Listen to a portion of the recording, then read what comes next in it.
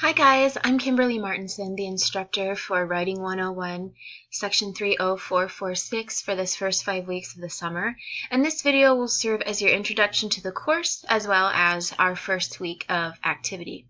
So the first thing that you're going to do to take an online course at Pima is find D2L, which is our online course management software. And to get there, you'll navigate to d2l.pima.edu. I'll show you my nav bar here. And you're going to log in with your Pima username and password. It's the same one that you use for My Pima, so you don't have to come up with another set of credentials. Then you're going to be taken to a page like this, and you'll click on Writing 101 for this semester. Now for you guys, this doesn't actually open up until Tuesday the 29th when the course begins. So if you don't see anything or nothing's open yet, that's why. Alright, once you're inside the course, you're going to want to look around. On the main page here, you'll have announcements, and you'll also have some widgets that are worth looking at. Let me show you the widgets on the side. There are a few here. Using the content browser, you can link to different places in the course. You can also create your own bookmarks and come back to them. I'll show you a bookmark that I've created. You can find the NetTutor link, and NetTutor is useful. Basically, you can submit a draft that you're working on, and then someone on the other end of the line will pick it up and review it for you. And that's available for this course and other courses, so take advantage of that. There's also an About Your Instructor link down here, which doesn't really tell you much except that here is my email address for when you're sending me email from your regular Gmail account, which you can do. But also an upgrade to D2L this semester is that the emails that you send through D2L will actually go to my Pima email account. So you don't have to write separate emails.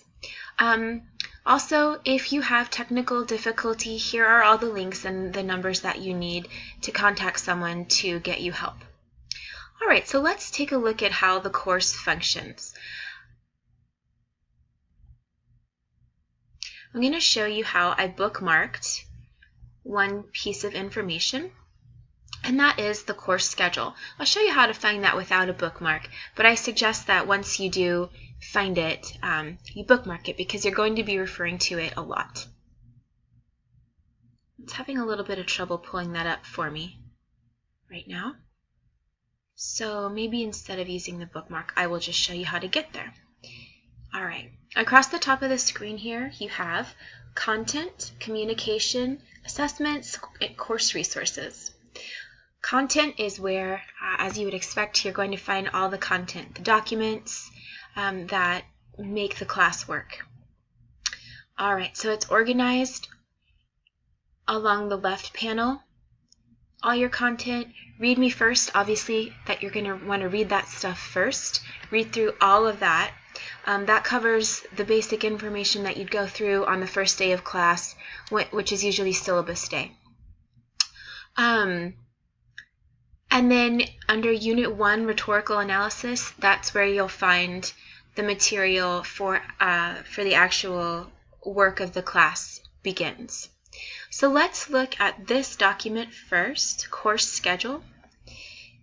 This is the one that I tried to bookmark, but it's not opening up for me.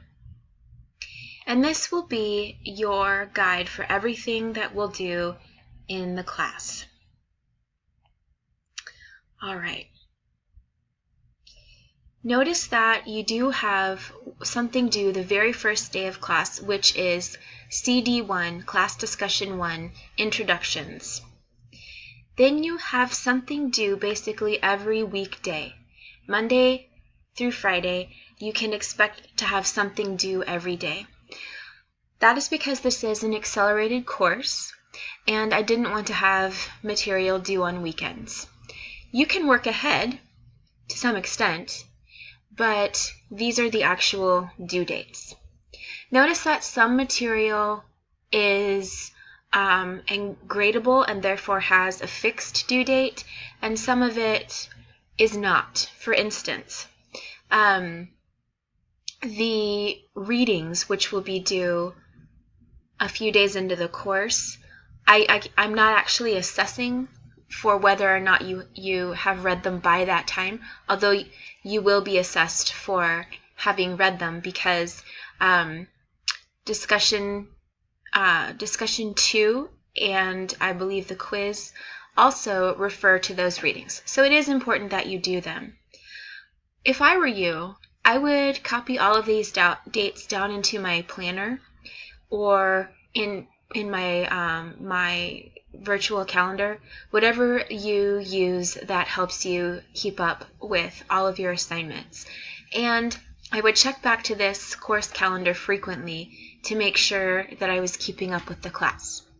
Something that's also useful is that all of these due dates for things that are worth points are programmed into the official course calendar, which is slightly different from the course schedule. Let me show you what that is.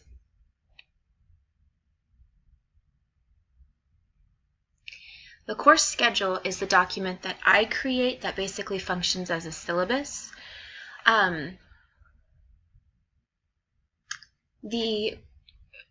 It's a little bit confusing because we also have material under content called course schedule. This is handy because when things come due, you will receive notifications that they are due. So for instance, when you're looking at this course schedule on Tuesday, it'll show you exactly what is due. And in fact, it looks to me like you will be able to open assignments, to open discussions from this schedule. And let me show you, since I'm here, how to do a discussion. This first day, all you're doing is posting a little bit about yourself and responding to other people's posts.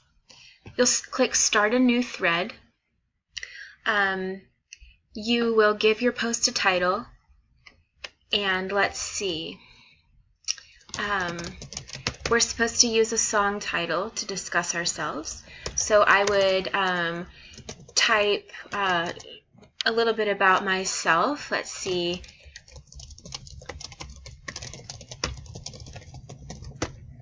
All right.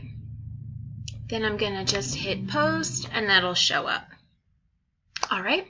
So that's a bit of a diversion showing you how to do a discussion post. But I also wanted to show you how there is a course schedule that's a document, and there's a course schedule that is a function of the software, which will dynamically load assignments as they are due and provide links to them. But let me also show you how to find the material that you'll need to access in order to complete your work, just from the home page. All right, under communication, you'll see class list, discussion, email groups. Discussions is where you will find all of the discussions. And this course is what's called a flipped classroom, which means that a great deal of the work, rather, instead of doing a lot of work outside of class and then coming into a traditional classroom to receive instruction and then go home and work on it, this works a little bit backwards in that you will independently read the material and receive the instruction, and then you will come to the computer to process it, to do your work on it. And that's the flip. And one way that the flip works, one way that you externally process your learning is by posting to these discussion boards. So you'll see there are quite a few of them, something like 15, I believe. All right, but if you click on discussions under communication, you'll find all of the discussions. You can also, under communication, click on class list to see just that, and from the class list, email one of your fellow students. So here are all of the students in the course. You can drop down the arrow next to their name and click send email. You can check email using the familiar mail icon I don't know if this is a nav bar, but from that little list of icons. All right. Under assessments, you'll see grades. You can check your grades, and I'll update the grades basically every day as things come due. And this is also where you'll find your quizzes when those are due. Under course resources, I don't think there's much that you use. So essentially, you're going to be using content, communication, and assessments. One thing that you will need to know how to access under content is the readings. Okay, readings. So I skipped back and I'm editing here. But when you click on each module, there or the file that says Module X, there's material that you need to read in that document. Much of the content of the course is in these files. Module 1 gives you an overview of the course, and it takes you to Introductions and the Literary Autobiography, which is your first assignment. When you are moving through the course, you'll get to Module 2. Actually, I'm going to navigate back to that. So we have Unit 1, and within Unit 1, several modules. So here comes Module 2. All right, I'm going to click on Module 2 to open up that document. And I'm going to scroll down. All right, and so here you see some links to some readings. That's what I wanted to show you. There is one more thing under assessments that I wanted to show you as well, and that is assignments. And if this is a folder to which you'll upload assignments, there are a couple of options for you to try this. You can use this folder that says Essay Upload Practice to do just that. And it looks a little bit different for me as an instructor than it does for you as a student, but essentially there will be a link that says upload, and then you'll select your file and upload it. So you can practice with that to make sure that that works. Your first assignment that will be due is the literary autobiography, and this is where you'll submit it. So again, you'll go to assessments and then assignments, and it'll take you to this list of folders. All right, that's about it for what I wanted to show you in this video. This will be the longest video by far that I make during the course. I want you to know that I am available via email very frequently, and that since the course moves very quickly, I intend to respond to your messages very quickly as well. I do take the weekends off, so around 5 p.m. on Fridays, I am going to go into weekend mode. Doesn't mean that I won't respond to your emails over the weekend. It just means that it won't be a rush priority like it is the rest of the week. But do send me a message if you have any questions, and I hope that you enjoy the course and learn from it. And I look forward to seeing you online.